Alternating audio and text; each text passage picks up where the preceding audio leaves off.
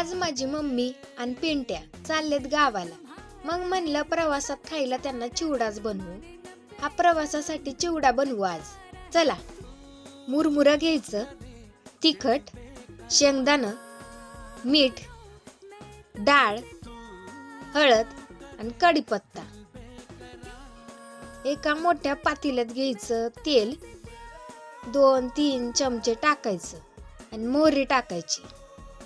टाकायचा कढीपत्ता, तडतड तडतड वाजू द्यायचं. त्याला चांगलं परतायचं. मग टाकायचे शेंगदाणे, मग परतायचं.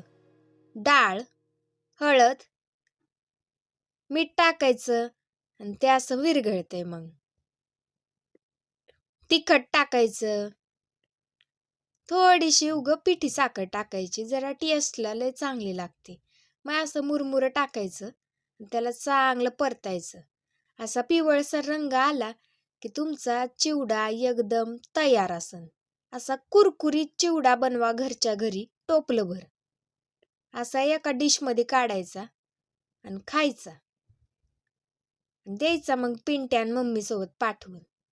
आता तुम्ही पण बनवून सांगा बरं का, कसं वाटतोय ते.